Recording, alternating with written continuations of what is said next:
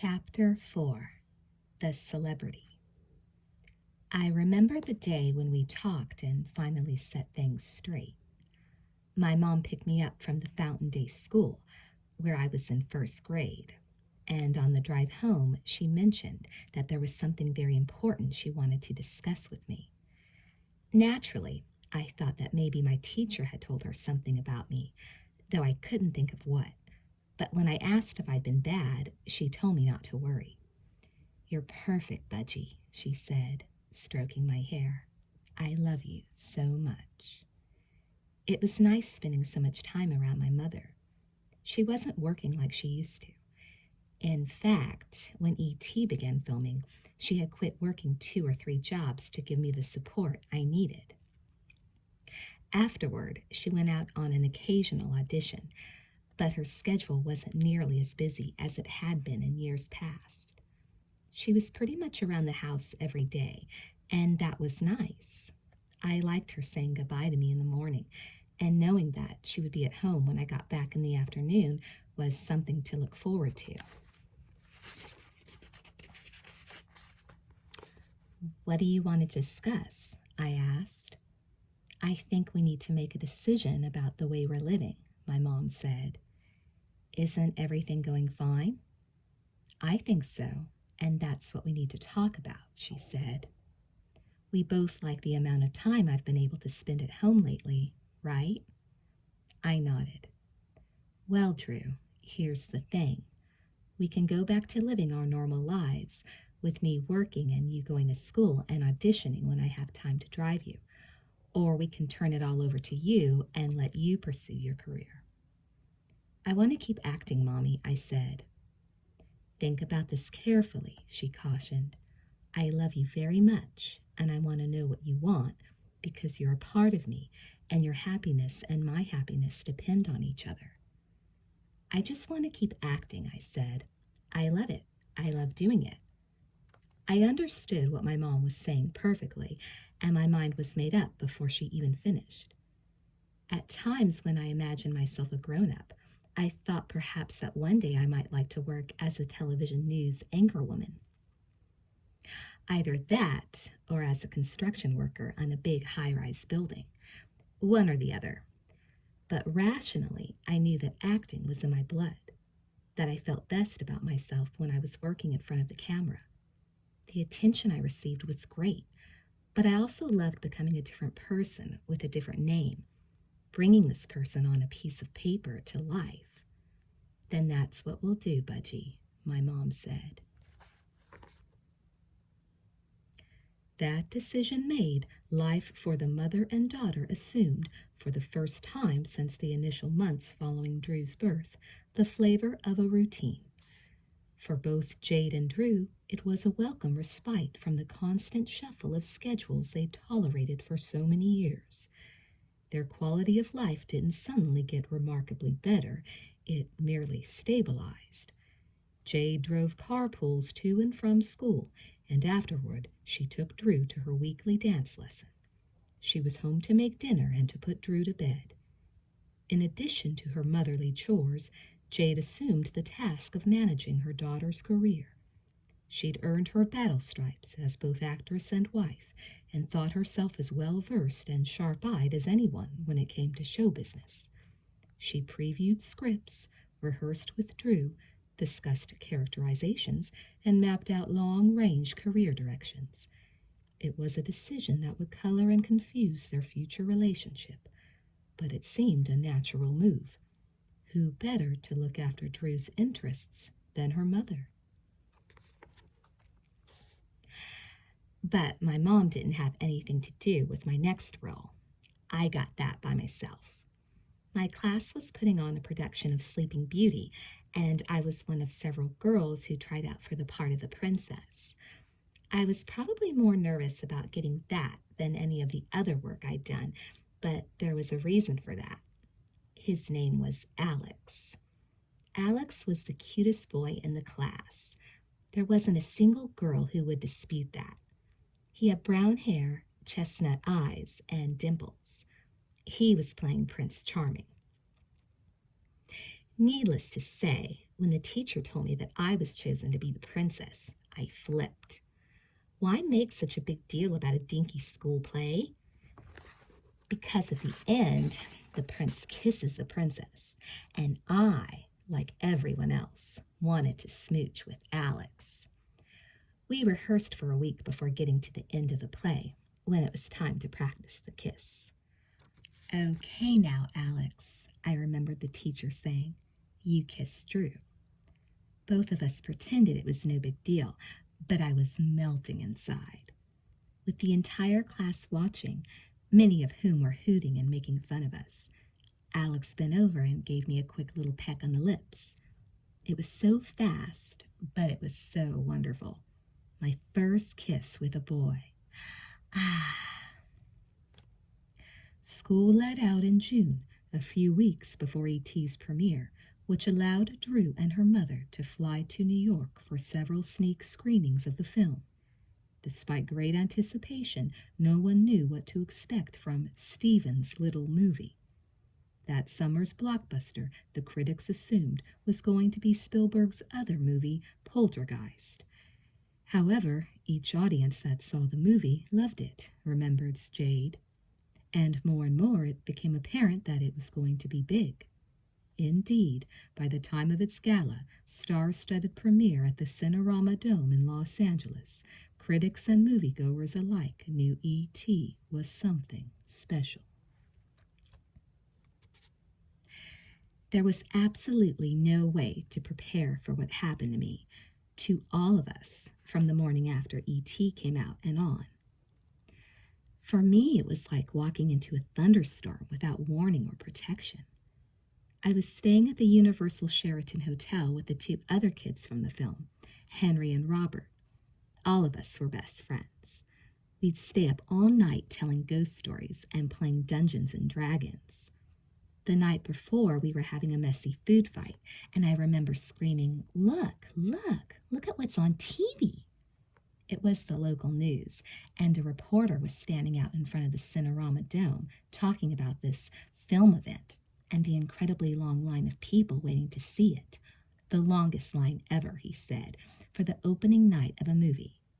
We're in that, I said incredulously. When we walked downstairs the next morning, the place went wild, absolutely wild. The movie had been out one day, and people all around were whispering, check them out. It's the kids from E.T. I'm telling you, that's the little girl from the movie. Every place we went, we were followed. People asked for autographs. They stared. They knew my name. They wanted to talk to me. They wanted to touch me. They asked me to tell them what E.T. was really like. I thought it was insane. I didn't know how to deal with it, and that frightened me. Later that night, I lay in my bed and tried to make sense out of everything that had happened. It was dark, and I was alone, feeling probably more alone than ever. My mother was asleep in an adjoining room. As I lay there, listening to the silence and feeling overwhelmed by all the commotion, I came to the obvious conclusion that very suddenly my life was going to change. Maybe it seems odd that a 7-year-old can know that her life is changing, but there comes a moment, I suppose, when all of a sudden you become aware of something like that. It's so abrupt, it's unavoidable. I didn't try to figure out if it was good or bad. It just was. It was a fact of life. Literally, overnight, I wasn't just this pain-in-the-ass little 7-year-old girl anymore. I was someone who people knew by name. It made me feel that I must be different, and quite honestly, from that day forward, my life was never the same.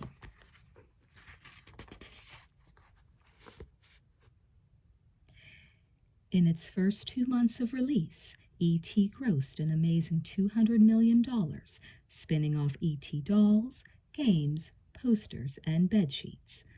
Audiences were smitten. The only parallel to the lovable alien's phenomenal rise to fame was the equally rapid ascension of its co-stars. Both Henry Thomas and Robert McNaughton came from stable two-parent families who acted as buffers to the onslaught. Drew, however, was out there alone. It was trial by fire, says Jade. We were complete neophytes, totally unknowledgeable about handling what came at us. Reporters literally stood in line outside their West Hollywood bungalow once it was learned that Drew was part of the Hollywood Barrymore family. Hers was a story too good to believe. People magazine branded her the hot tot. Indeed, she provided a great angle within an already terrific story. Everyone asked what I thought of my grandfather, as well as Lionel and Ethel, shrugs Drew. What could I say? I never met them. I just smiled and said they were great and that I hoped one day I would be considered as accomplished as them. That one day came sooner than Drew ever thought. Comparisons were rife. Photographers posed her alongside shots of her grandfather, John Barrymore, the great profile. She talked about doing Shakespeare. She shrugged off questions about her father, saying only that she saw him on occasion and nothing more. Only in retrospect did Drew realize what pressure she took on simply from being a Barrymore. People would sit me down and tell me an endless stream of stories about my grandfather, or they'd compliment his talent, and I'd sit there thanking them. At first, I didn't really understand what it was all about. I just knew that I was a young Barrymore, an actor, and that according to what everyone told me, I was supposed to be great. And then I got to understand what my family was all about, the good and the bad. I was invited to attend a ceremony honoring the Barrymores at the Shubert Theater in New York. There was even a commemorative stamp issued by the post office. I went with my mom and sat beside Johnny, whom I hadn't seen in quite some time. We were seated in the center a few rows behind the front. I wore a little white dress that had been made up especially for me at Bonnie's Wee Shop, white tights and shoes, and a long frilly bow in my hair. It was awe-inspiring to be among so many great actors. Actually, it was embarrassing too. I didn't recognize anyone, but they all knew me from E.T., and they'd introduce themselves so sweetly. Lillian Gish was so nice. She talked to me about acting.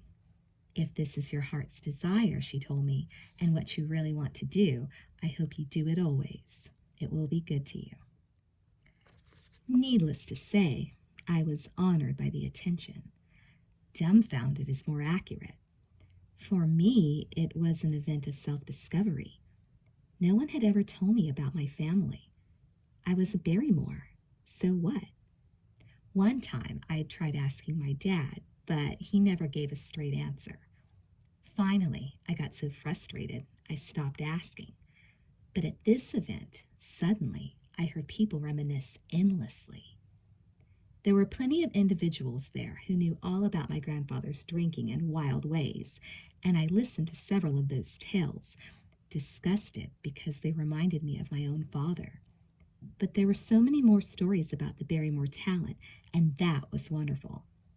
In the midst of just such a speech, director George Cukor, who was then in the final months of his life, mentioned that there was another generation of Barrymore seated in the audience, and he asked me to stand up. I did, but I was so short, no one could find me. So Johnny lifted me up on the chair and everyone applauded. I felt strangely connected to all of that heritage. Strangely, because it was only through the complete accident of birth and nothing I did. Yet I felt it, and I suppose subconsciously began to assume the role of the latest Barrymore actor, which was a lot to live up to. After the ceremony, we stopped at Sardi's, where I was interviewed for about an hour. They asked the same questions that have followed me through life. What do you think of your grandfather? What was it like to make E.T.? Then we finally went back to my hotel. My mother, her friend, and Johnny. Keyed up from all the festivities, I asked everyone if they'd play acting with me. My mom yelled, "Rolling!" Johnny hollered, "Speed!" And my mom's friend called action. Then I pretended to act. I just danced around a bit, acting kind of silly. But the fun was interrupted by Johnny. Every time he hollered speed, he griped about how much he wished he had some speed, the drug. I didn't know what he was talking about. What's speed? I asked my mom.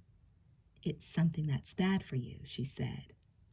Johnny continued asking for it, though, until he finally got too weird to be around, and my mom told him to leave. Like I said, that night I encountered both the good and the bad in my family. Life became a whirlwind of activity. There were endless parties, interviews, and personal appearances. Routine flew out the window. Only the confusion was fun. Drew adored the limelight, and rather than shun it for a normal life, what she had really never had, the precocious child embraced the commotion with wide-open arms, gravitating to the attention like a moth drawn to a bright light. She was refreshingly unspoiled, wide-eyed, and innocent. She said please and thank you, yet Drew was no ordinary kid. She showed an uncommon maturity, handling herself like a showbiz veteran. As Spielberg quipped, she was 7 going on 29. People expected me to be like that, so I was, she says. When Drew appeared on Saturday Night Live, the youngest guest host ever, the cynical, wisecracking cast fell in love.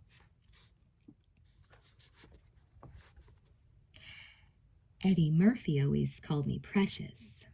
However, he didn't exactly say it that way. He'd exaggerate it, draw it out, saying, "Precious." I'd break up in giggles. The show took a week and a half to do. We rehearsed day after day. Finally, though, Saturday rolled around, and I was so nervous I didn't think I could do it. First, we did a pre-recorded show, which they called Saturday Night Dead. Then, after a break, a different audience was brought in for the later live version. When they knocked on my door and said 5 minutes till air, I got so nervous.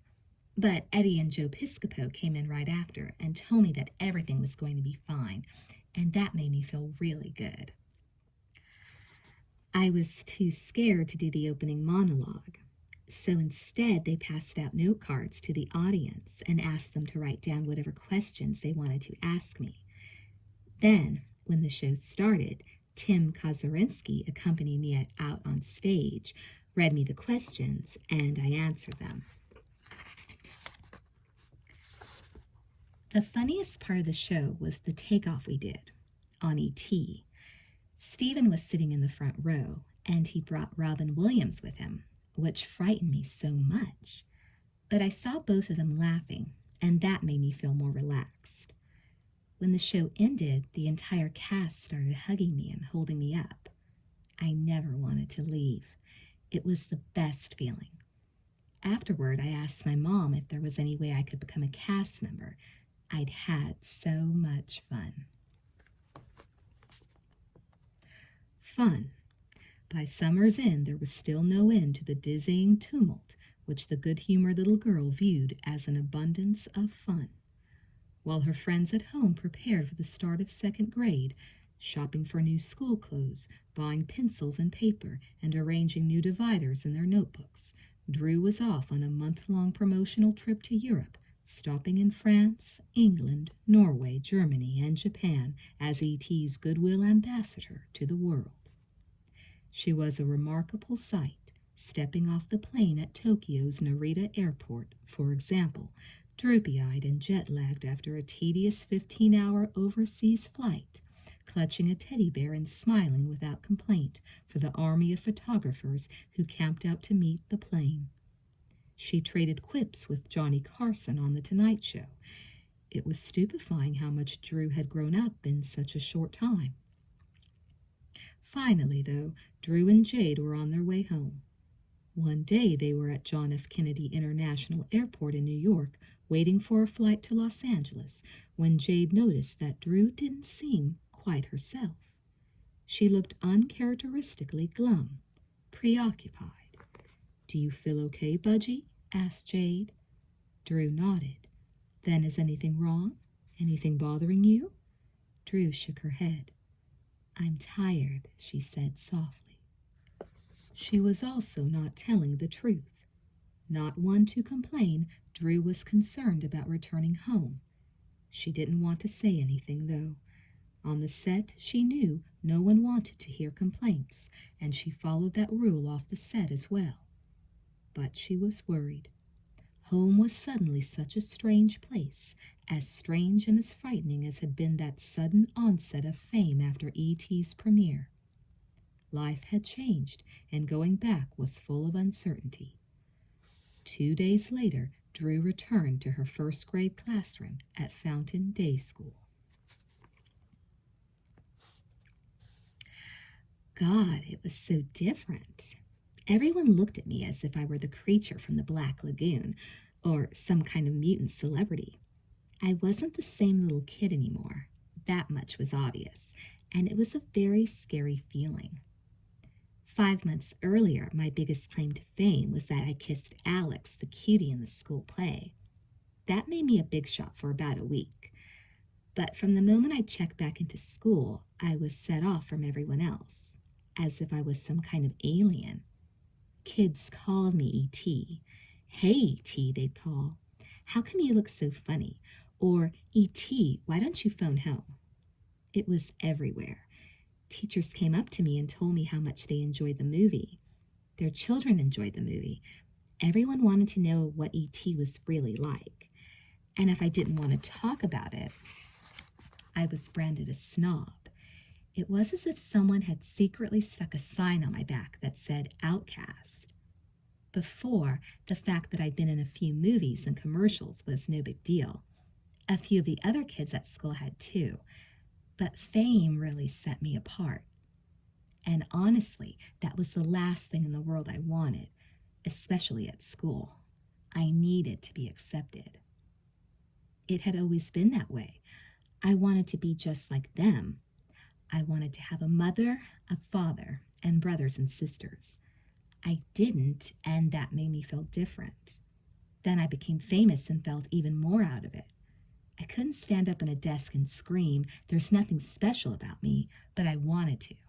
That's the way I felt. If anything, I felt a lot less special and more insecure than most of the kids I knew. It was a far cry from the way people perceived me.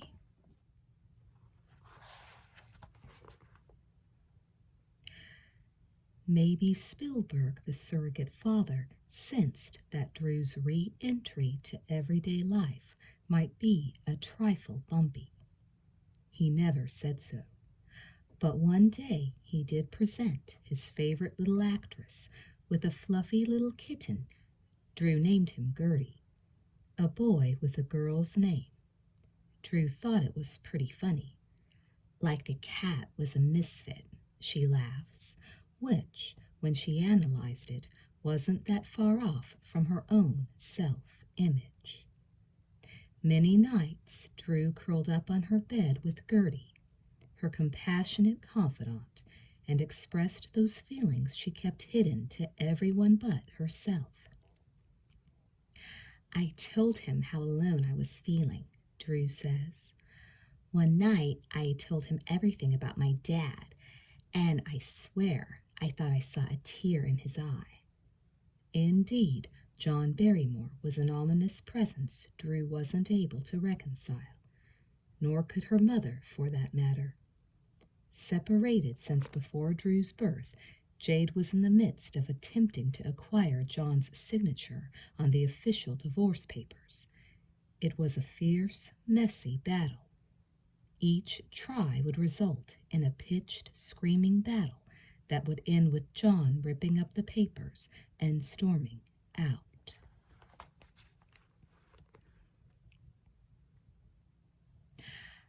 One night, I went with my mom to a friend's house, where we waited for my dad to show up. It was neutral ground. I was always so full of mixed emotions every time I came into contact with him. On the one hand, I knew what an unreliable, violent, drunken man he was. I couldn't even recount a pleasant experience with him. Whenever I thought about him, I heard his gravelly voice telling me, "You weren't meant to be.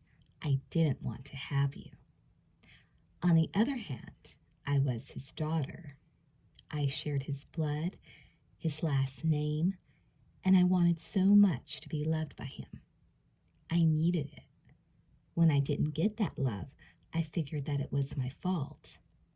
I know that's crazy, but at the time, no one told me any different. So whenever I was going to see him, I always hoped that something would change. Despite what my mom and he were going through, I thought, as usual, that evening might prove different. Who knew? Maybe, I thought, the reason he always tore up the divorce papers was that he wanted to patch everything up and be a family. Ha! Talk about wishful thinking. When my dad finally walked through the door, he was weaving and unstable, all wobbly-kneed and obviously loaded. He was being a complete jerk. "So, how's the so-called movie star?" he laughed. "Haven't caught your flick yet." "Thanks a lot," I said. "I can always count on you." For some reason, for the first time in my life, I was able to put some distance between us and look at him objectively. What I saw disgusted me. I said to myself, "Drew, why don't you just stop lying to yourself and understand that this man is not the father you dream about?" He sat down right next to me and asked for something to drink. "Hey, Drew, you want to get me an autograph too?" he said. "How about putting it on a check?" "Dream on," I said. He was so out of it. I felt like hitting him or scratching his face, anything to hurt him. Instead, I carefully lifted his cigarettes out of his pocket and started drawing over them. I wrote things like, "You're an asshole. I hope you die from cigarettes. You're going to die really soon." All sorts of horrible stuff. Then he reached for them. "Where are my smokes?" he asked, patting his jacket pockets and looking around. "Here they are," I said, holding them up. "Give 'em." I threw them in his face, and he looked surprised. "Here's to all the horrible things you've ever said to me," I yelled. "To all the times you've ever cut me down, made me feel like a useless piece of garbage." He was trying to ignore me, but I knew he couldn't completely block it all out. "Your goddamn drinking and drug use makes me sick, and I want you out of my life." Then I stood up, kicked a chair at him, and walked out of the room. I hated him. I was so disgusted and angry. I never felt like that before. But it all of a sudden came out. And that was the last time I ever saw him. Refuge came soon after in the form of a movie. No longer a supporting player, Drew was being given star billing on theater marquees. The picture was Irreconcilable Differences, a mediocre drama co-starring Ryan O'Neal and Shelley Long that concerned a young girl who sues her callous, career-oriented parents for divorce due to emotional neglect. The movie had its moments, and it proved a wonderful showcase for Drew's ripening talent.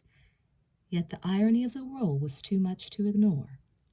Without intention, it was life imitating art. Almost.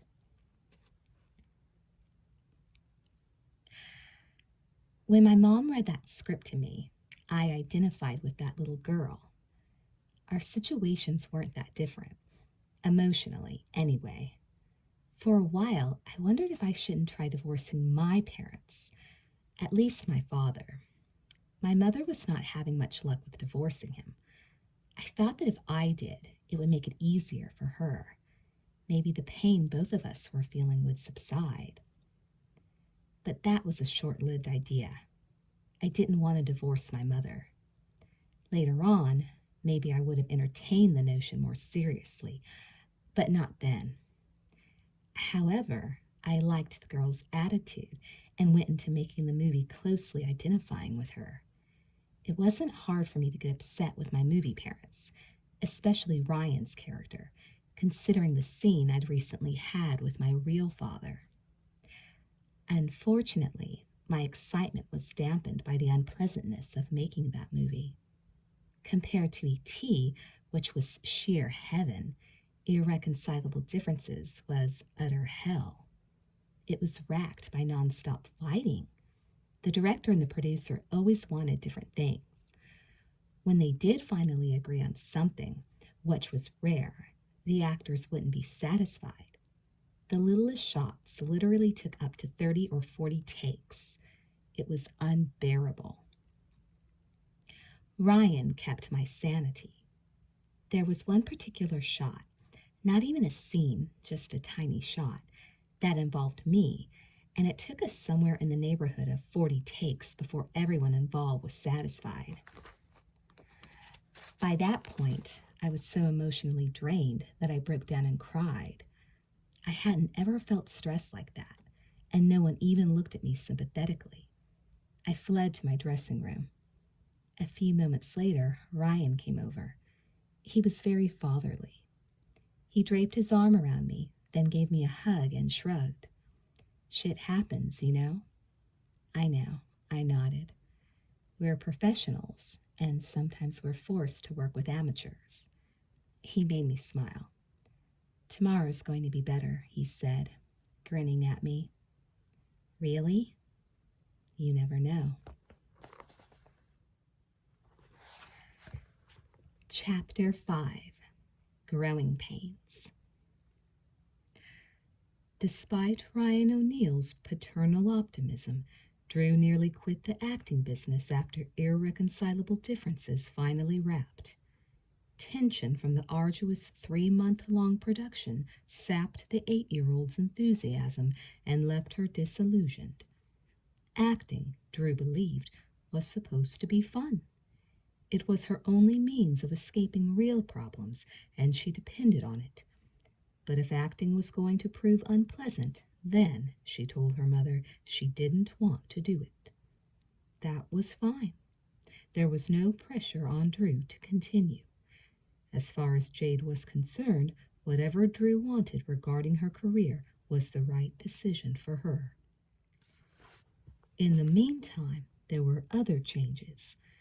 After paying fees to Drew's agents and business manager and depositing a large portion of the remainder of Drew's earnings into a trust fund, there was still enough money left over for Jade to purchase a lovely 2-bedroom ranch-style home in Sherman Oaks, a comfortable upper-class neighborhood in the San Fernando Valley. Compared to the West Hollywood bungalow they left behind, the move marked a significant leap up the economic ladder. Not that the Barrymores were rich, not even close, but they were comfortable, and for the first time they were no longer encumbered by the constant worry of making ends meet each month. Drew started the 2nd grade at Westland School, a small, progressive private school. It was a big transition from Fountain Day, which went only to 1st grade. But Drew had gone there since preschool and known everyone.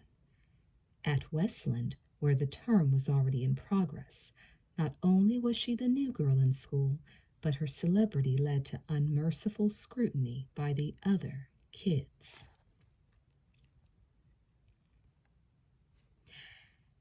There was a big difference in the way I felt at the 2 schools.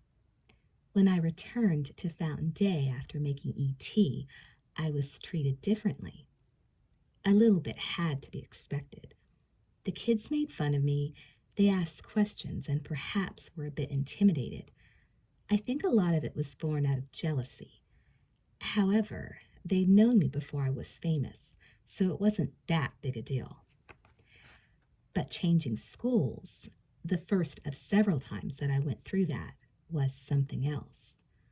There's a huge difference between people you know making fun of you, which is uncomfortable, and a whole bunch of people you've never even seen before just staring at you, waiting for you to make a mistake. The one is understandable. The other is downright mean. Kids can be the meanest, too. School wasn't a total waste, though. Eventually, I made a few friends who invited me to play at their homes, which opened my eyes to the way other people lived. At this one girl's home, I remember, I was introduced to her mom and her mom's boyfriend. They weren't married, but they lived together. "What about your dad?" I asked her, so naive at that time. "My mom and dad are divorced," she answered. "Robert lives with us. He's kind of like a dad without being a dad, if that makes sense." It did. I began thinking about my mother. My mom didn't have a social life. I was all she focused on. Me and my career. She didn't have a boyfriend. She didn't even date. The way I saw it, she wasn't trying to remarry. All that bothered me. I really wanted a father, a man around the house, like all my friends had, and I didn't see her trying to do anything about it. If she wanted to help me, "You should go out more," I said to her one night at dinner.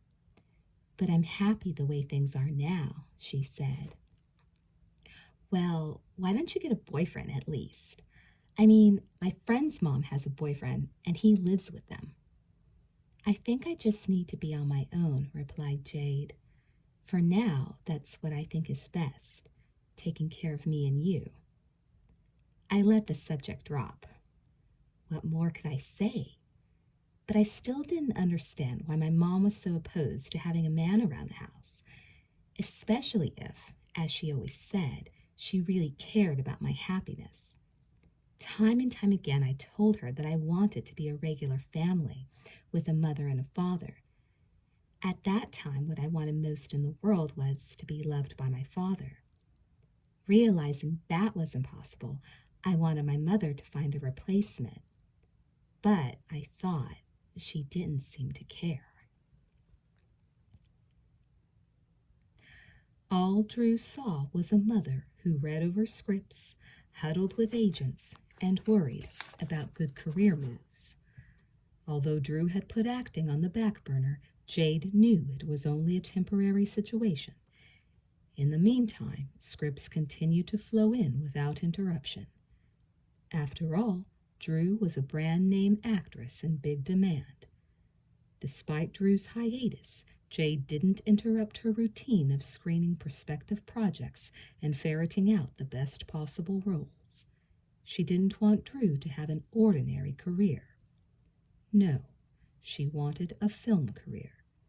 The distinction between film and, say, television made a big difference in terms of longevity, the way people in Hollywood thought of you, and, not to be underrated, money. When Jade found something interesting, which wasn't often, she read it to Drew. It had been a while since my mom found anything that seemed right for me. Then one afternoon, she told me there was a script she wanted to read to me. I was kind of half interested, like, okay, I'll listen. But lo and behold, I liked the story and wanted to act again. Just like that, as if my mom flipped a switch and my old enthusiasm for getting in front of a camera and creating a character returned. There was only one problem. After preparing for the audition, I can't recall the movie, I didn't get the part. But that was okay. Rejection wasn't ever a big deal with me. For some reason, I always knew it was part of the business and not anything personal. Years earlier, I'd tried out for Annie and didn't get that either. It was my first major turndown.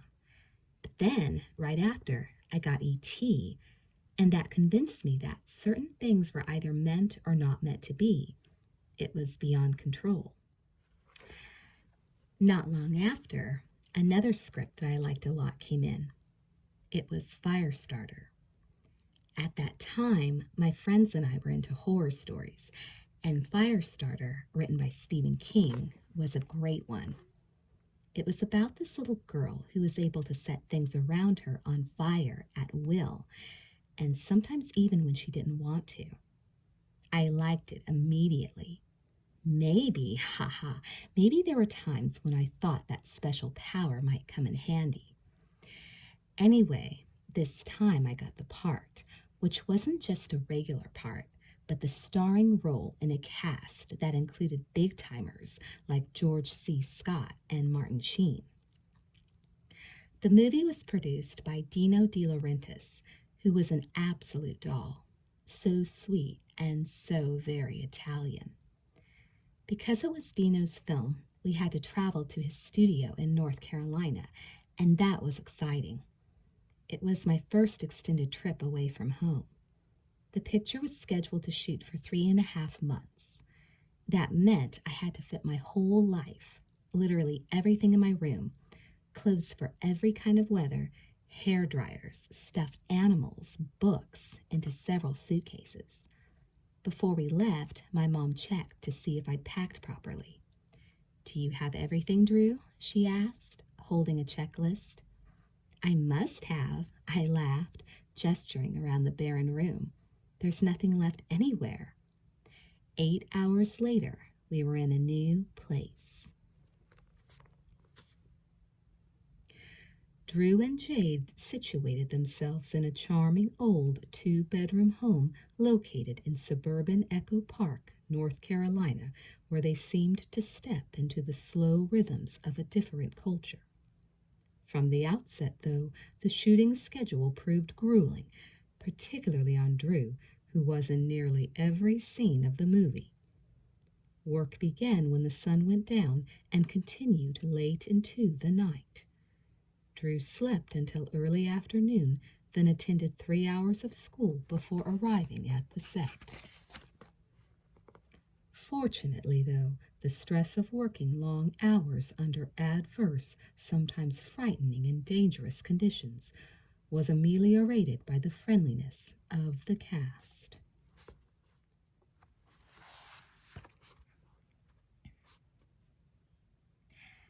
At first, my biggest fear was working with George C. Scott. He's a big man who looks kind of rough and gruff. When I first met him, I didn't know what to think. He seemed like he could be mean. But I saw he had a dog, a big, cute dog whose name I think was Max, and he was always out playing with Max. It was really sweet the way he treated him. When I saw that, all my concern about being intimidated disappeared. George turned out to be a wonderful, friendly man, the kind of man who you want to hug a lot. Working with him, you always knew where you stood. He's honest and direct. He'd give me different directions, but always in a kind, helpful way. It was never like he was talking down to me, which made me feel good, like I had the respect of someone who was at the top of his craft. Early on, he told me, "Drew, just forget about the camera and do your job." And I think that, along with Stephen's advice, are the two best things I've ever been told. Of course, the special effects I had to work with made it easy to forget the camera. Practically every day, I'd exclaim, "Oh my God, I just see my life flash in front of me." It really was that scary. For instance, the first time they filmed the fire chips flying around me, there was no plexiglass protecting me. Later on, when they saw the red-hot glowing embers engulf me, they set me behind some protective glass. That was a relief, but I can't believe how brave I was, or how stupid. I'd just stand there, hoping I didn't get hurt. In another scene, I was told to stand in a certain spot while they dropped burning pieces of metal from a helicopter. I felt one touch my shoulder. It burned for a second, then blew off, but I got all queasy and thought I was going to faint. That wasn't even the worst, though. At one point, my double and I were instructed to stand and watch the special effects people set this stuntman on fire. A double is someone hired simply to stand in for an actor during long, tedious moments when equipment is adjusted. But in this instance, my double, an 8-year-old girl named Jennifer Ward, also became my friend. This was supposed to ease my fear. The stuntman, they told us, would burn, nothing more than a match flame. But this guy just exploded. I mean, burst into huge leaping flames, and we freaked. My double and I screamed and held on to each other, trying not to cry. It seemed like a disaster, like the guy was being fried right in front of us, and everyone was clapping. We didn't realize the stuntman was protected. But then the fire was extinguished and he popped out, smiling. Is it hot out or is it me? He asked. Things were also kept light and humorous by Stephen King. We hit it off great. He's like a kid himself. You can see it in his eyes. When he gets an idea, his eyes light up, like this devilish boy full of mischief. Later, before Firestarter premiered, I spent 2 weeks up at his house in Bangor, Maine. It was a great time. Stephen makes the best French toast, and, as you'd expect, he tells the best ghost stories. Every night, his kids and I would sit in his office, a converted attic, and listen to him make up these incredibly scary tales. And Stephen doesn't just say a monster jumped out. He describes a monster in the goriest details, with eyeballs dripping blood, bashed-in noses, hatchets for fingernails, and always a fondness for defenseless little girls dressed in their nightgowns. When we were good and frightened, he'd send us off to bed, where I knew for a fact we'd be easy prey for one of those beasts. On the set, Stephen and I would talk for hours about music, TV shows, movies, and even things as ordinary as who makes the best hamburgers. Interested in everything, he was a good example of why I loved making movies. People such as him appreciated me. It meant so much to me when someone like Stephen, whom I saw as a fatherly sort, complimented or hugged me. At those times, I felt fulfilled and loved. One day, Stephen asked me if I wanted to be in his next movie, and I said, sure, thinking that I'd hear about that in a few years. But the next day, Stephen handed me a portion of a script to read. It was Cat's Eye, based on 2 stories from his book Night Shift. He'd written it overnight. It's great, I told him a few days later after reading it, but can I have a couple days off now? I was always pleading for a day off. The work was a strain. Most of the film was shot at night. I'd go to sleep very late, then wake up late in the day and go off to 3 hours of school in the afternoon. It was a tough schedule. I was so tired that much of that time is a complete blur. All that stands out in my memory is the horrible creamy chicken soup and salad I ate for lunch every day, and how I'd try to sneak hot salsa into my friend's bowl of soup. Given the difficult hours, the strain of the special effects, and the grind of working in virtually every one of the movie's scenes, Drew's memories of Firestarter might have been less favorable if not for the companionship of her stand-in, Jennifer Ward. Jennifer was an outgoing, smart girl of similar age who became Drew's constant companion. The house Drew and Jade rented was a few doors up the street from the Ward's home. Ginny and I became best friends right away. She was one of those girls I wanted to be. That might sound strange, since I seemed to be a girl with everything, but Ginny was from a family, and that was something I didn't have. She had a younger brother, John, who was lots of fun, and her mom and dad were always there. Although my mother and I rented our own house, I seemed to spend all my free time at the Wards. For me, just sitting at the dinner table where the Wards said grace before eating was a radical departure from the world I lived in back home. But it was more than that. I went to church, something I'd never done, with them.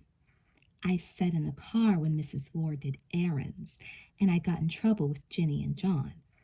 I was part of a family, and it gave me a secure and comfortable feeling. The only disturbing part of living in that town was that the homes were haunted. Ginny once mentioned that to me. People have died in these old homes, she said one night when she was sleeping over at my house. Yeah, right, I scoffed. They have, she insisted, only they don't leave. Shut up, I said.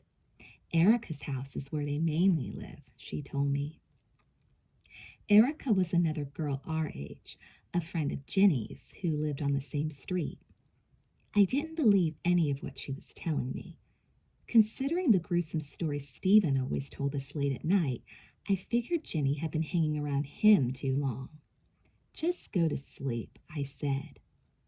Both of us fell asleep until the shades on both the windows in my bedroom suddenly rolled up by themselves with a loud, startling noise. Needless to say, we bolted upright in bed, eyes wide, looking around the room. What just happened? I asked, spooked. Then the bedroom door slammed. Turn on the light, urged Jenny. I sprang out of bed and flipped the switch. Nothing happened. It was still pitch black. There were street lights on outside. I saw that through the open window, but the electricity inside the house didn't work. That did it. Let's split, I said. We flung open the bedroom door and ran to the front door. I tried it. It was locked. I unlocked the latch. It still wouldn't open. I pulled as hard as I could. This is too weird, said Jenny. I didn't need to be told that. Calm as always, I started to scream my head off. We ran back into my bedroom, hopped out the window, and spent the rest of the night at Jenny's. Several days later, Erica invited us to sleep over at her house. We didn't think anything of it until right after we got into bed. That's when Erica flipped the light back on. You guys, don't worry if you hear footsteps, she said. Okay? It wasn't okay. In the middle of the night, Jenny and I heard footsteps, or thought we did, only we didn't wait around to make sure. We sprang out of bed and ran to her house. Why her house? That was my idea. Your dad's there, I remember saying.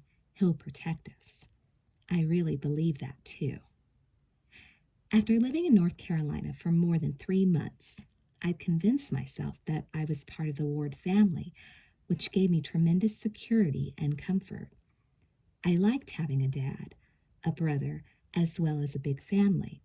It was what I'd always imagined a family to be like, which made saying goodbye one of the most difficult and emotional things I'd ever done in my life. I broke down and cried and pleaded with my mom to stay. No, Drew, she said, you know you can't. I did know, too, and that upset me even more. If there's a part of making movies that I've always passionately hated, it's having to say goodbye. I'd spend months growing close to people, which is what I loved most about the work, and then I'd be torn from them without any consideration for how much I needed their companionship. The frustration sent me into a depression as deep as the high I got when a project began. I never knew how to react, except to cry. However, before the fire starter crew packed up and departed, there was one final blowout, the wrap party. Like a caravan of gypsies preparing to pull up stakes, the cast and crew gathered at De Laurentiis's beach house for one last farewell. The place was already packed when my mom and I showed up. It was fun, sad, all those different emotions. We went our separate ways. At some point, I was talking with these 2 guys who worked on the crew. They were close friends, the way everyone on a movie becomes close, and they were gobbling up hors d'oeuvres and drinking champagne. Hey, I bet I can down 2 of those glasses, I boasted. Sure you can, Drewster, they said, laughing at me. Of course, I'd never even sipped anything remotely alcoholic before, but I'd been to enough parties, including this very one, to have noticed that most everyone drank, and that as they sipped their drinks, they appeared to be having a swell time. No, I bet I can, I persisted. The two guys exchanged a look that asked, "Well, should we?"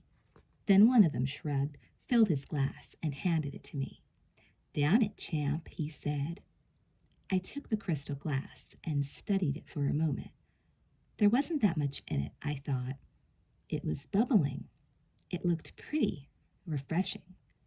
"Here goes," I said, and gulped it down in 2 big swallows. I set the glass down and smiled. "One more to go," he said, slapping me on the back and refilling my glass. "No problem," I smiled. But in that short amount of time, the champagne hit me. I felt a trifle dizzy, definitely lightheaded, and even a little sick to my stomach. I hadn't eaten much of anything all night. Even so, I took the second glass of champagne, downed that one as quickly as the first, and set the glass down. "There," I said, and a few seconds later I asked, "What does passing out mean?" "Falling asleep," one of them said, "and that's the last thing I remember. I passed out." The two guys must have set me down on a couch in one of the bedrooms. The next thing I can remember is Dino's fiancée, Martha, a beautiful woman with the longest blonde hair, standing over me, fanning me, and asking if I was okay. My mom was there too. "What happened?" she asked. "I think I had a little champagne," I said, a bit groggy. "Well, stay away from that," she said. "Okay, Mom." "Do I have to? Oh, please, do I have to?" Drew asked her mother that question over and over, as if the repetition would cause her mother to change her answer. Drew had to go to school. There was no room for debate of any kind, her mother told her. She had been enrolled in the country school, a private competitive grade school in the valley, since 2nd grade. Her work schedule had prevented her from starting then. But Drew returned to Los Angeles only a few weeks after 3rd grade had begun. Drew's reluctance was understandable. Once again, she was the new kid, entering a strange school without knowing a soul, and everyone knowing her. She dreaded the stares and whispers she knew would greet her arrival. However, in addition to that, which was natural, Drew had been exposed to so much more than most 9-year-olds that sitting in a classroom from 9 to 3 every day was stifling. Given extraordinary independence on the movie set, she was suddenly expected to buckle down, and that seemed unrealistic, at least to her.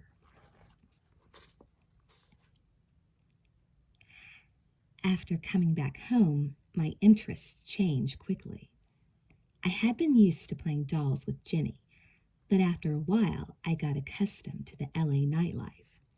Party invitations were plentiful. There were publicity events and various openings, and my mom and I got in the habit of going out a couple times a month.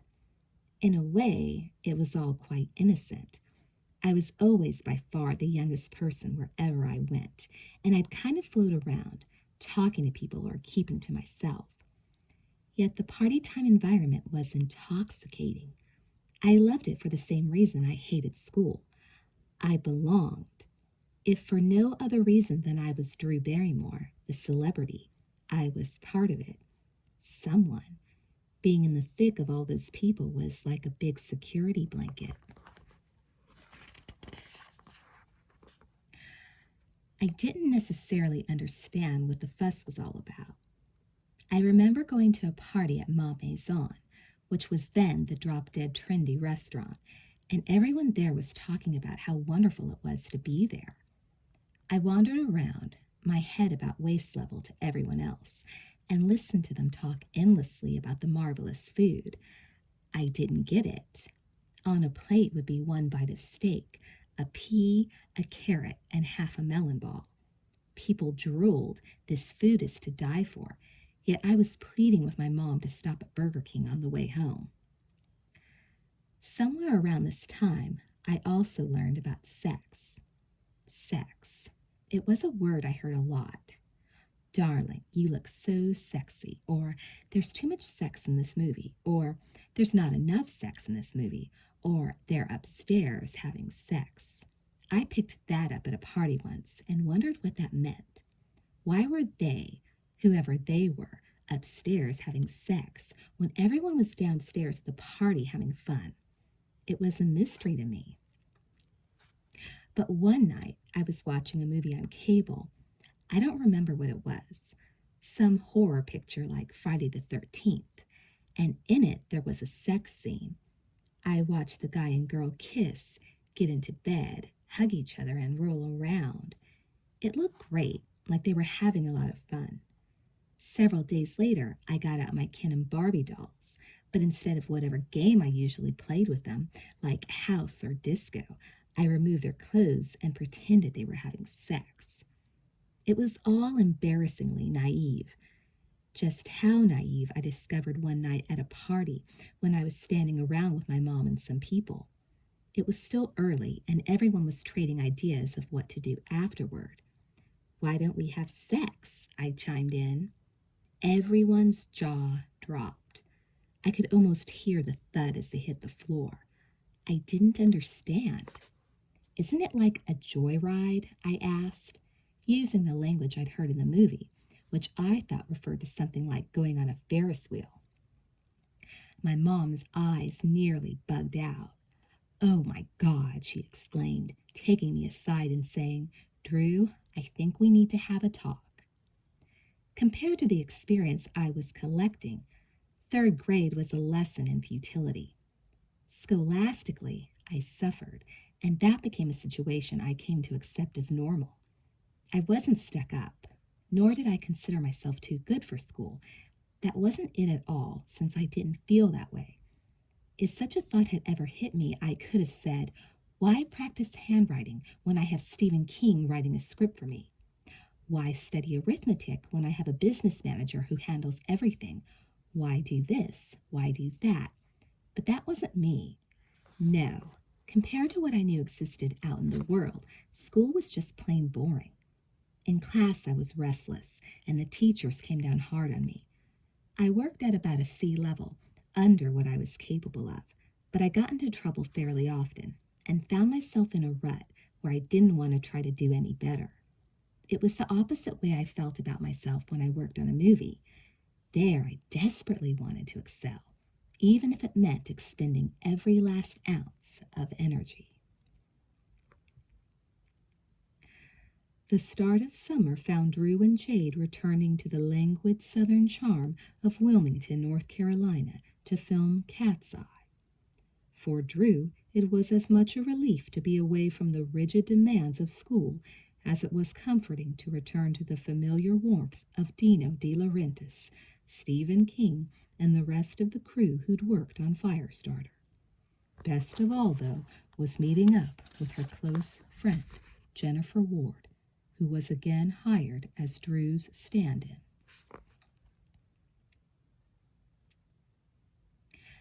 Seeing Jenny made me so incredibly happy. I thought my life was complete. At first, it was obvious how much I'd changed.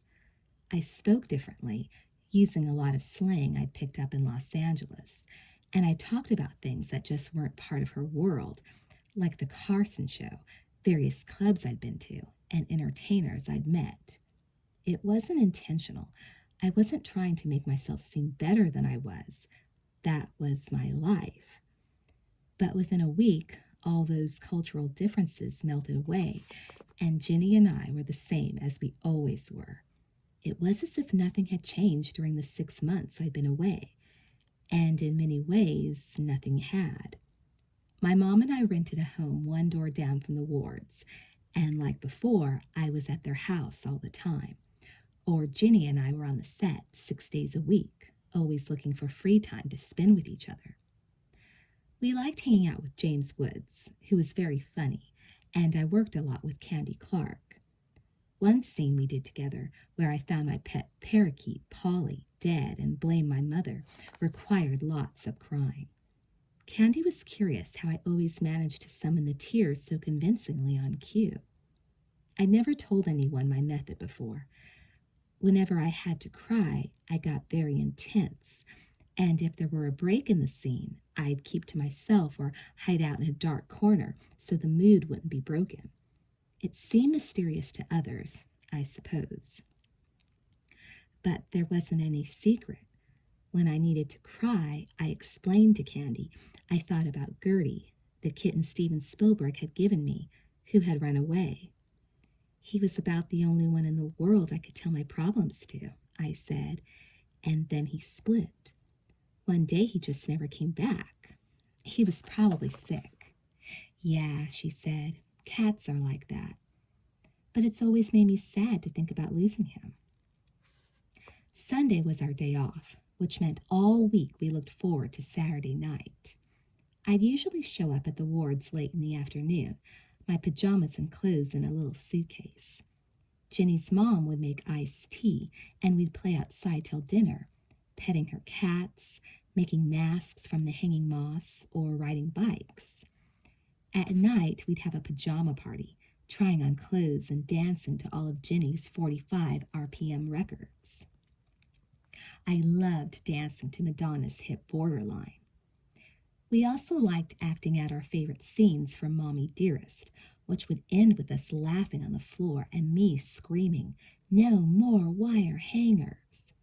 Our giggling probably kept the neighbors up all night. The movie wrapped at the end of the summer, and just like before, just like always, I didn't want to leave. However, this time, being a year older and more aware than before, I knew there was no other choice.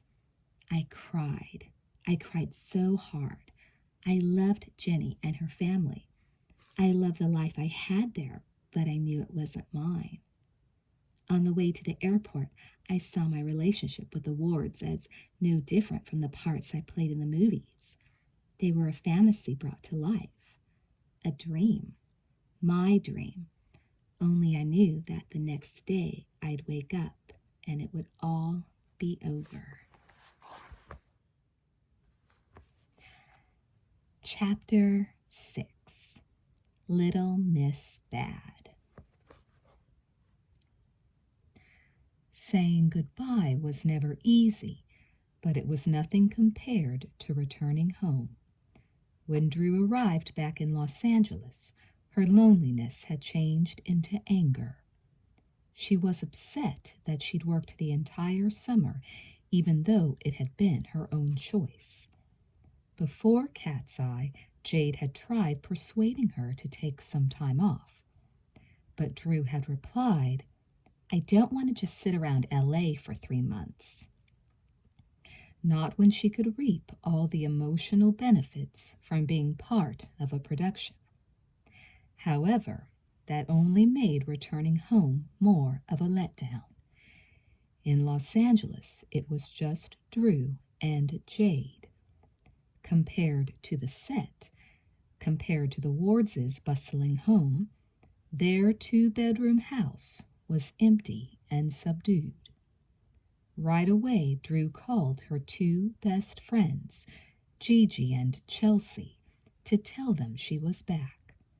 All 3 shared the same complaint: school. None of them were particularly good or attentive students. Like Drew, they were advanced for their age, and from single-parent homes that lacked stability. Even so, Drew was the most vociferous of the trio when it came to griping about school. She had her reasons. School didn't provide the same positive emotional nourishment that movie-making did. In front of the camera, Drew was confident, upbeat, and accepted. She performed her job with the aplomb of a veteran. She reveled in the closeness of a cast, the bonds of shared effort, the compliments, the hugging, the constant affirmation. She was a whole person.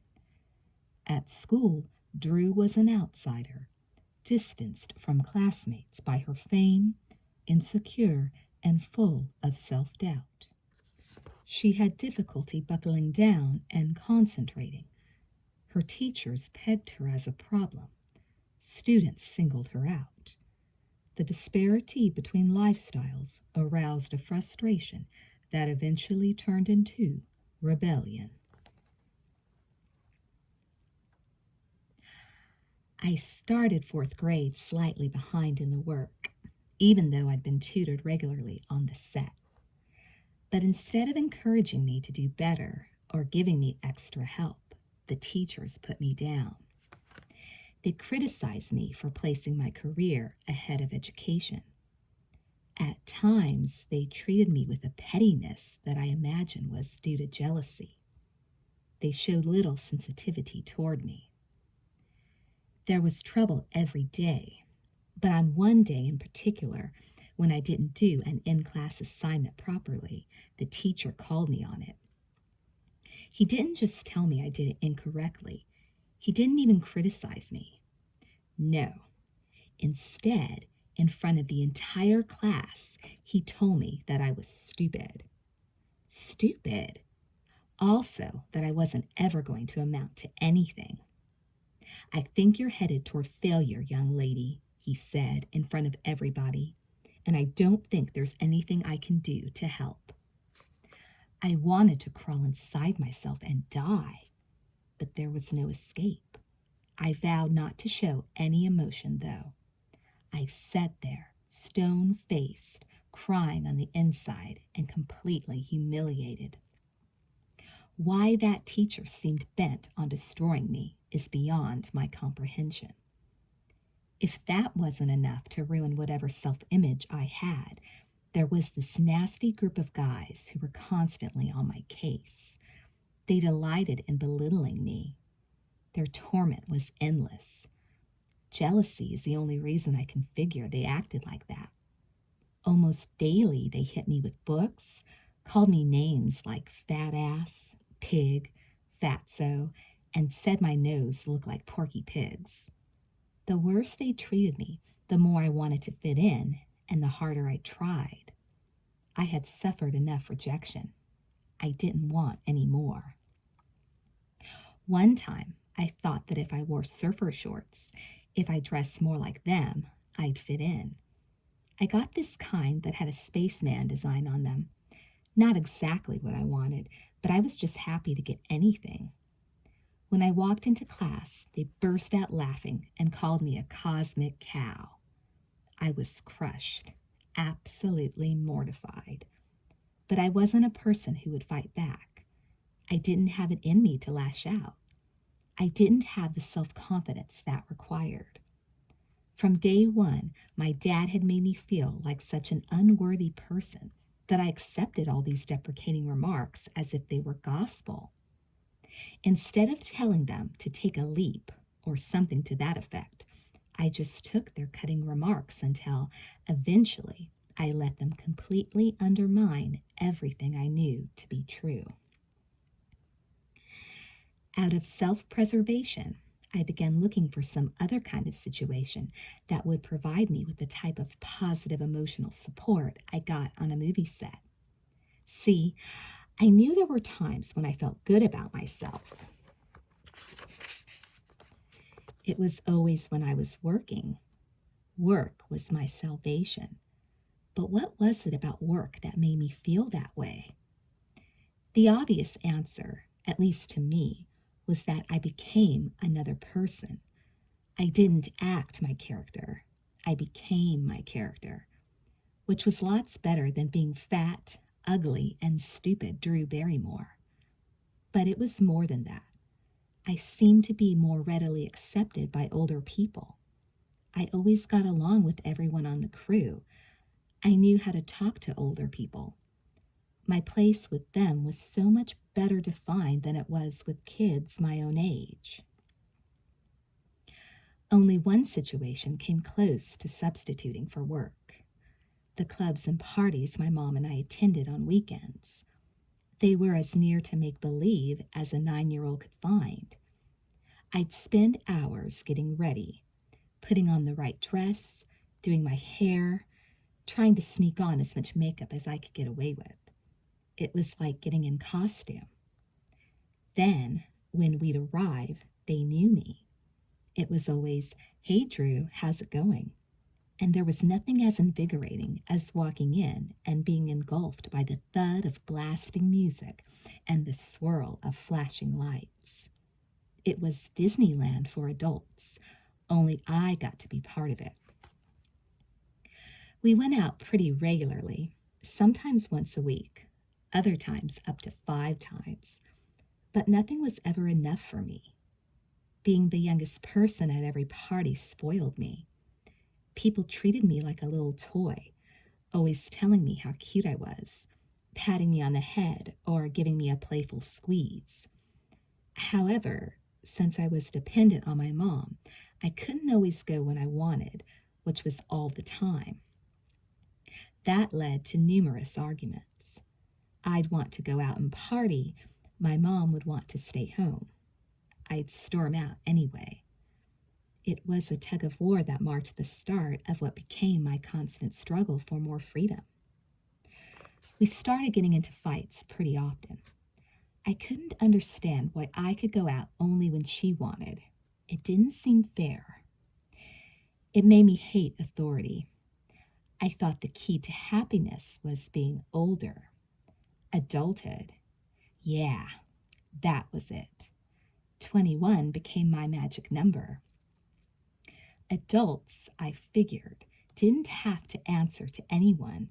They didn't have to follow rules. My role models were those people I saw at clubs, dressed up, laughing, carrying a drink, staying out till 2 or 3 in the morning. They seemed to have all the fun, and I didn't have any, or at least not enough. That's the way I saw it, anyway. One day I'd be struggling with a vocabulary word or a math problem, and later that night I'd be at some club or party, twirling around on the dance floor beside someone like Jack Nicholson or Cher. Compared to school, well, there was no comparison. Though I was not yet 10 years old, events in my life seemed to accelerate, starting with the night Gigi came over. She and I were best friends, and her mom and my mom were best friends. We were always together. When they came over, our mothers went into the kitchen to dish, and Gigi ran into my room. "I've got something to show you," she said excitedly one afternoon. "No, I've got something to show you," I said. "Let me show you first." "No, let me show you first," she argued. We went back and forth like this for half an hour, till we were driving each other crazy. Finally, we agreed to show each other at the same time. Both of us closed our eyes, took out our little packages, and yelled, "Surprise!" Boy, was it. Gigi was holding a toothbrush case crammed full of cigarettes, and I was holding a pack of Marlboros. We started laughing at the coincidence. Then Gigi pulled out a book of matches and said, "Let's go in the bathroom." We shut the door, and within an hour we had smoked every single one of them, which was probably the equivalent of an entire pack. We were going out that night to our favorite haunt, a super exclusive nightclub in Silver Lake that's run by a woman who is one of my mother's dearest friends. She first held me when I was about 2 weeks old, something like that. Her club is always packed with famous people like Sean Penn, Jack Nicholson, Madonna, and Warren Beatty. That group. There is a big dance floor and a place to eat. To me, the club was like a second home. Anyway, we were still holed up in the bathroom when my mom called to us that it was time to leave. Naturally, Gigi and I panicked, thinking that our mothers would smell the cigarettes and nail us for smoking. That would surely put an abrupt end to the evening. My mom, for one, hated cigarettes, and if anyone could smell them, she could. So we spent an inordinate amount of time washing our hands and face and brushing our teeth. Then we smelled each other's breath. The breath check. It was my first and certainly not the last. We were so nervous climbing into the car with our moms, but they never smelled anything. And when we arrived at the club, Gigi and I knew we'd gotten away with it. Walking inside, I realized for the first time that I'd gotten away with lying to my mom. She didn't suspect a thing. That was an eye-opener, as well as an invitation to try the same thing again some other time. "Be good girls," she called as Gigi and I loped off toward the dance floor. "I love you." "Love you too, Mom." Love. One day the teacher asked Drew's class to write an essay describing the emotion. There were twitters and giggles. Everyone thought it was easy, a cinch assignment, until they put pencil to paper and began ruminating on the question. What is love? Drew looked up to ponder her answer. She knew what love wasn't, that much was certain. But what was love? Thinking, she turned her head to the side and saw the answer sitting 2 rows away. Love was 4.5 feet tall, with a thatch of longish brown hair, a pug nose, and that particular day he was wearing blue corduroys. His name was Brecken, and we'd been friends for about a year, since 3rd grade. I thought he was pretty cute, my type. Nothing really happened between us for a long time.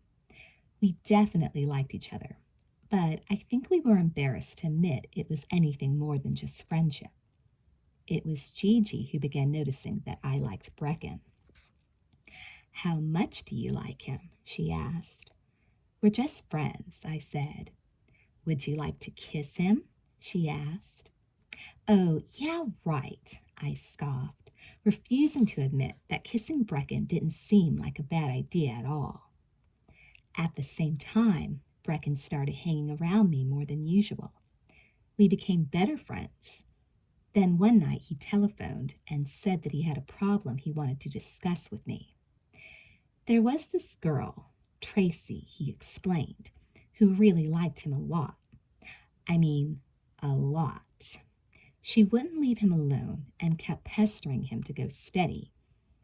At that age, everyone was really into going steady. Except Brecken didn't like Tracy that much, and he was too scared to tell her that. Also, he didn't know how to get rid of her.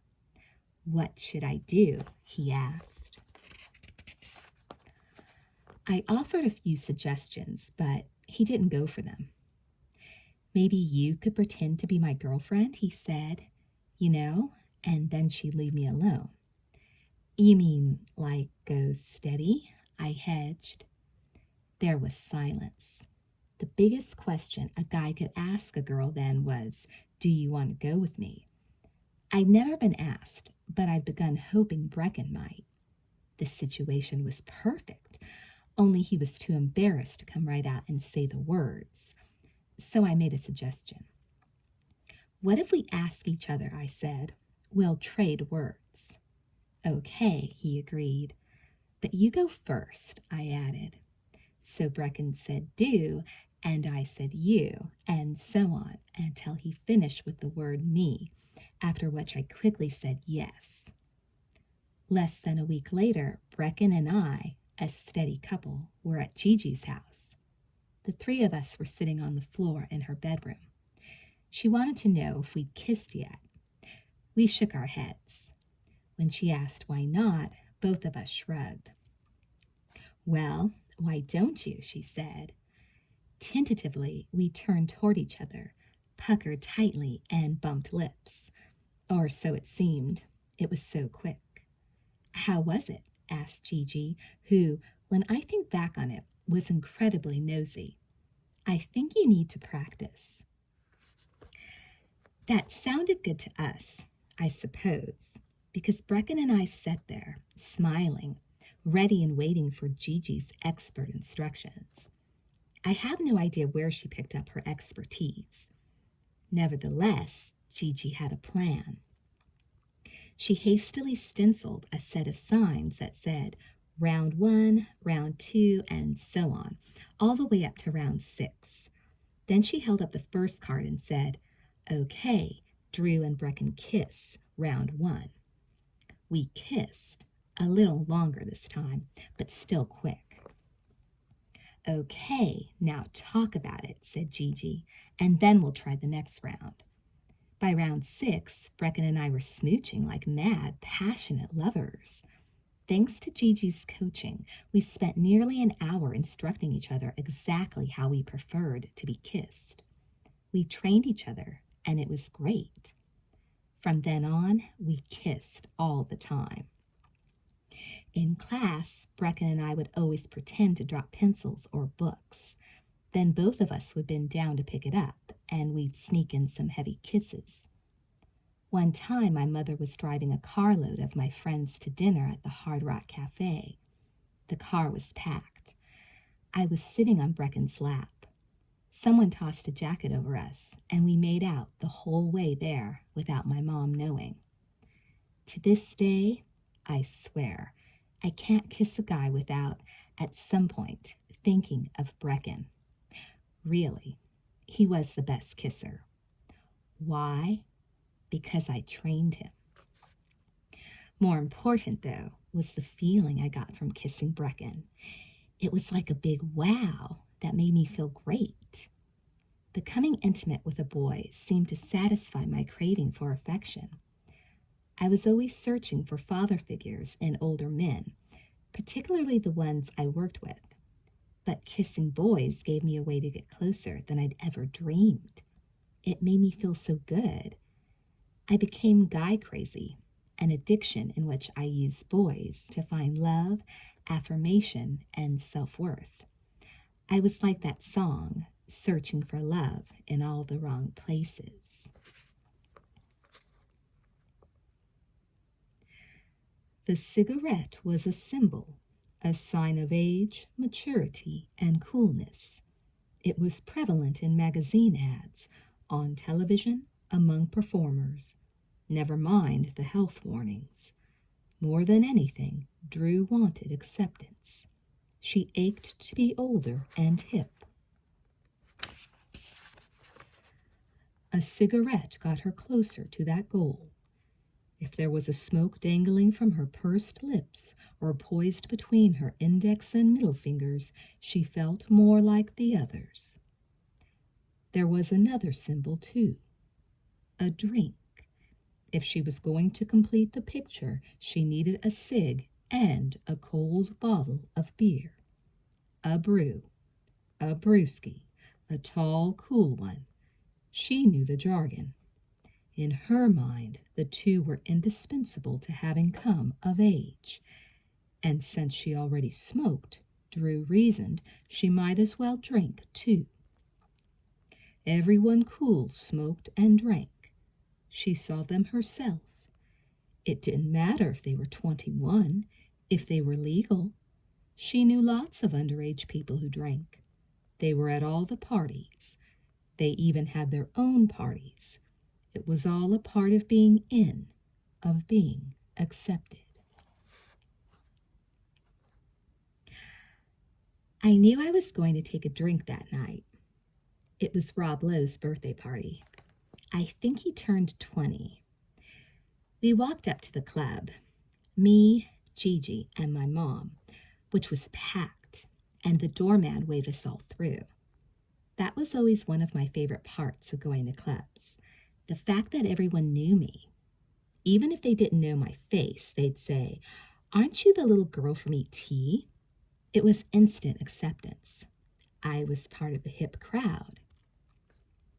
All the Brat Packers were there. Rob, his younger brother Chad, and stepbrother Micah, Emilio Estevez and Demi Moore, Melissa Gilbert, and so on. The music was blasting. Almost everyone had some kind of drink, even though no one was of age, and the dance floor was humming. As was our routine, my mom went off in one direction to visit with people she knew, and Gigi and I went off on our own. First, we cruised the place. I knew most everyone there from other parties or premieres. I introduced Gigi to Rob and gave him a little birthday kiss. We danced to a few songs, but then I had an idea. Let's snag a beer, I said. Cool, smiled Gigi. There was a slew of cold, open bottles set up on the bar.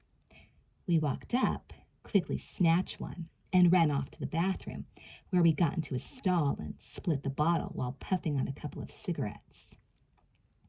We were a trifle light-headed after downing the beer, and walked out feeling more grown-up than before.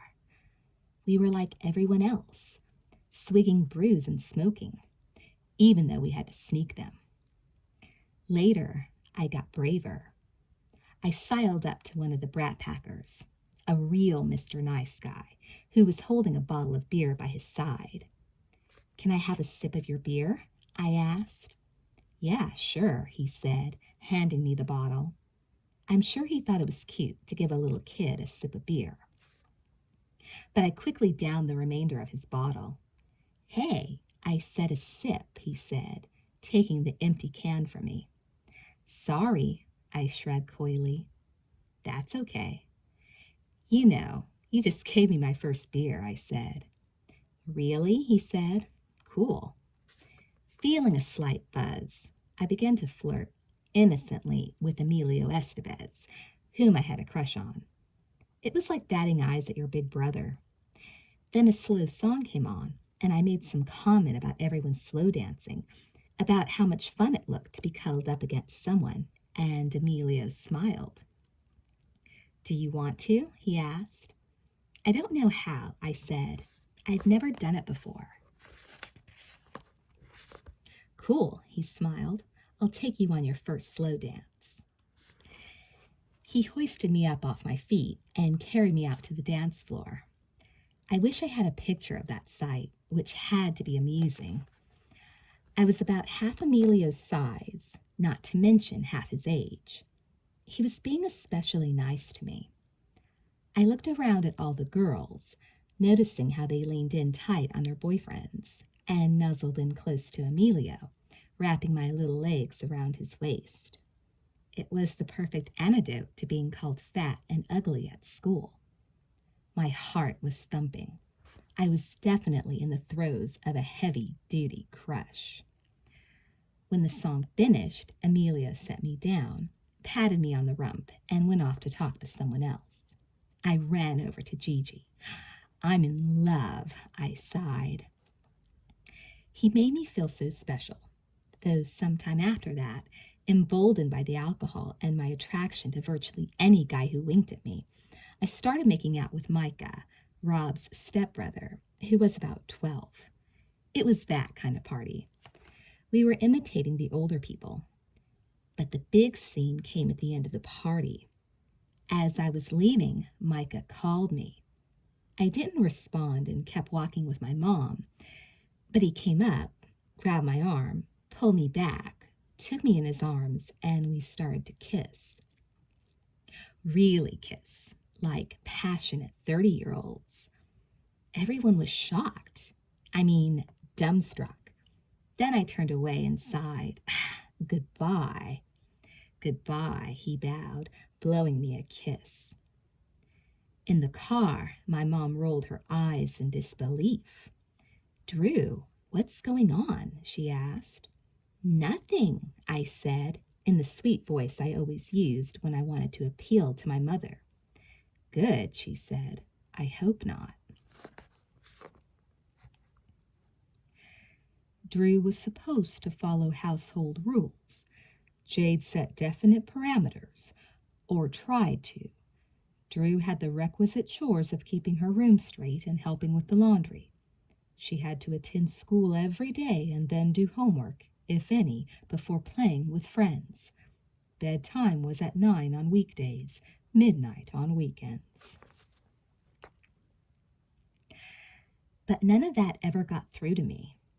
A party or some publicity event for a film would come up during the week, and we'd be out a little past my bedtime.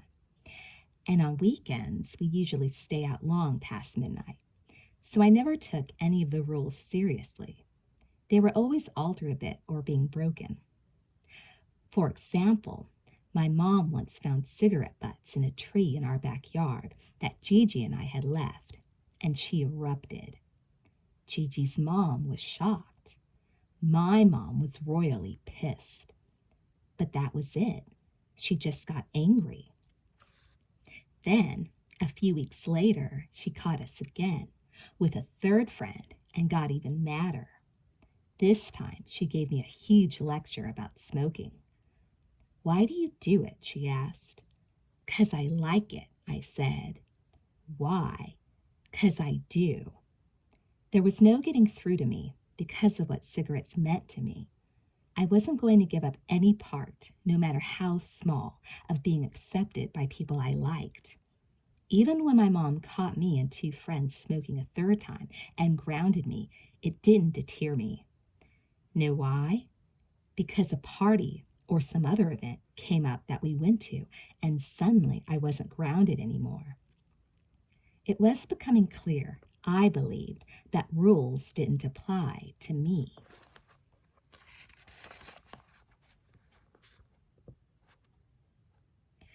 Several months later, Drew's girlfriend was promising her that teen hunk Matt Dillon was guaranteed to show up that evening at the Limelight, the fashionable New York disco. That was exciting. It was the night of her 10th birthday. Drew wanted to go out to dinner and celebrate her birthday, but her girlfriend, Stacy, a beautiful teenage model, persuaded her that Matt Dillon at the Limelight was better than any dinner they could buy. Drew agreed. Drew and Jade had made regular sojourns to Manhattan for years, ever since the publicity grind of E.T. They had a favorite suite at the Mayflower Hotel overlooking Central Park, and a varied network of friends who made their trips feel like a homecoming. Drew loved the excitement of New York, the hustle and bustle, and especially the late-night clubs such as Limelight. With Stacy as her guide, she was discovering the labyrinth of nocturnal playgrounds and developing the fast-track sensibility of a professional nightclubber twice her age. She knew the clubs from promotional events, and many of the people partying there were of the same group as in Los Angeles. A cab let Drew and Stacy out in front of the Limelight, where they knowingly pushed past the throng of would-be partiers waiting in line for entry and headed straight for the doorman. The doorman recognized her. She could see it in his eyes. Ah, Drew Barrymore. She was famous, the most prized type of guest. He kissed her on the cheek and motioned her inside. Drew had played out that exact scene dozens of times before and loved each one. Inside, where it was dark and the air was energized by pulsing music, Stacy led Drew upstairs to the private gallery. "So, where's Matt?" I asked Stacy as we were walking up. "Matt," she said with a puzzled expression. "Yeah, Matt," I said. "Matt Dillon." Just then we entered the private room, and all these people yelled, "Surprise!" I was shocked. My mother and her friend had organized a surprise party, and they pulled it off perfectly. I was unsuspecting and totally surprised. So what I do first? I looked around the room for Matt. I saw my mother, some friends, even Billy Idol. But when I learned that Matt Dillon was just the bait and not actually there, I got angry. For half a second.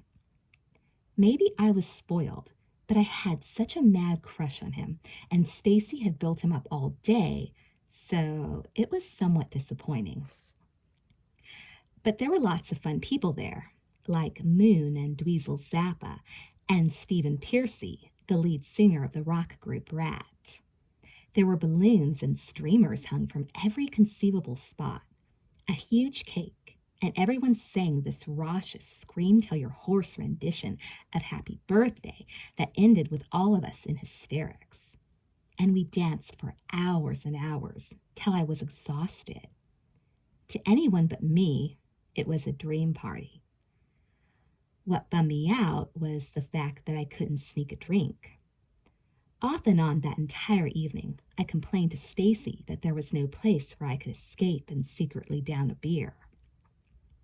I'd see one of the older people holding a drink and think, hey, this is my party. I should be able to drink too. I couldn't, though. My mom and her friends were all over the place, and complicating matters even more, I was the center of attention, which made sneaking anything difficult. But that's all I thought about, drinking and a smoke, instead of what a nice surprise the party was. The lines of right and wrong were hazier than ever. Of course, now I understand what was going on.